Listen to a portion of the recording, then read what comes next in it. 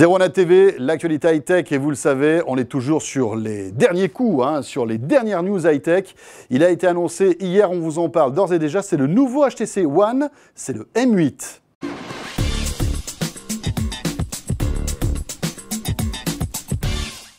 Et voici un smartphone de plus, un smartphone sous Android comme vous les aimez. Très luxueux ce HTC One M8. Avec son look tout aluminium. C'est de l'aluminium poli, cher ami. Eh bien voilà. Et c'est vrai qu'on parle du look du HTC One, mais c'est vrai que c'est déjà le précédent HTC One était sans doute l'un des plus beaux smartphones. C'est vrai. Et on le comparait souvent avec les smartphones les plus haut de gamme. Donc voilà, HTC remet le couvert avec celui-ci qui est réalisé en 90%, c'est du métal en fait. Dingue. C'est impressionnant. Alors l'inconvénient, c'est qu'il est un peu plus lourd. 160 grammes, on ne peut pas tout avoir. Légèreté et puis aspect solidité et luxe. L'écran s'est agrandi, un écran de 5 pouces contre 4,7 précédemment. Et donc avec ce qui se fait de mieux en matière de processeur, c'est le dernier Snapdragon 801. Ouais, c'est d'ailleurs la vraie grosse particularité de ce nouvel appareil. Alors qui dit processeur plus costaud, dit batterie plus costaud également.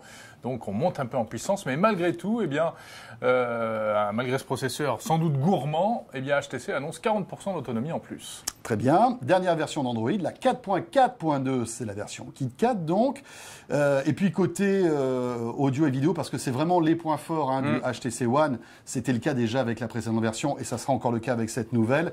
HTC mise vraiment sur la qualité du son et la qualité de l'image. Une nouveauté, c'est, tu sais que c'est la mode des selfies en ce moment, on est tous là. Oui, coucou, c'est cool, c'est super. Et bien voilà, donc là, un appareil photo de 5 mégapixels en frontal. Ouais. Pas mal, on pourra faire de jolis selfies. C'est mieux que sur le Galaxy S5 et c'est mieux que sur le Xperia Z2 de Sony. Voilà.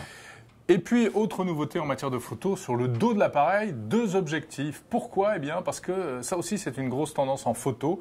Le luxe qui consiste à faire la mise au point après, ou tout au moins, vous savez, vous prenez une photo et puis après, vous floutez l'arrière-plan. C'est beau, c'est magnifique. Oui, c'est un peu ce qu'on peut avoir sur les réflexes.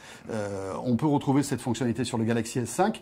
Elle arrive aussi... Chez Nokia également. Voilà, chez Nokia. Elle arrive aussi donc chez HTC, avec cette particularité, c'est un peu un ovni, un double appareil photo à l'arrière d'un téléphone. Je crois que c'est la première fois qu'on voit ça. Ce qui devrait permettre, pour ce système refocus après coup, une meilleure qualité, même par rapport à ce qui existe déjà. Mais en plus, ce sont des appareils photo qui sont pas forcément énormes en matière de pixels, puisqu'on a un 2 et un 4 mégapixels. Alors on se dit, mais attendez, mais qu'est-ce qui se passe? Mais en fait, HTC avait développé cette technologie pour le précédent téléphone. En fait, les pixels sont plus gros. Ah oui, c'est leur histoire d'ultra pixels. Voilà, ça s'appelle ultra pixels, ce qui fait qu'on a malgré tout une très très belle qualité d'image avec moins de pixels et surtout de très belles photos en basse luminosité. C'est la particularité de ce système ultra pixels. Et puis en vidéo, HTC nous annonce du slow motion, c'est-à-dire du ralenti en 1080p. Ça va dépoter sa race.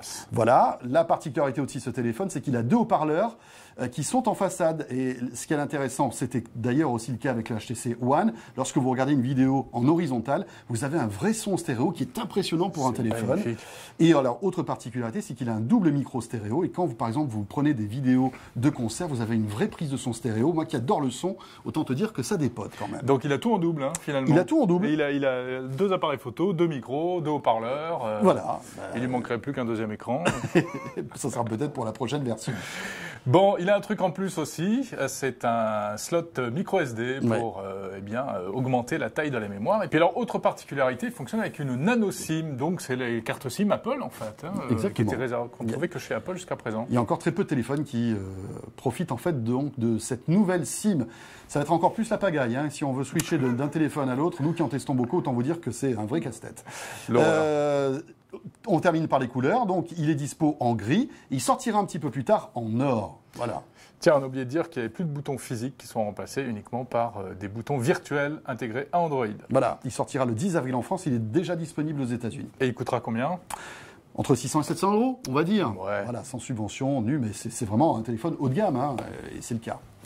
Voilà pour le HTC One M8 dès sa sortie, dès son annonce, à découvrir donc sur ZeroNet TV aujourd'hui. Voilà, le test arrive très bientôt, on en reparlera bien sûr. À très vite sur ZeroNet TV. Salut à tous.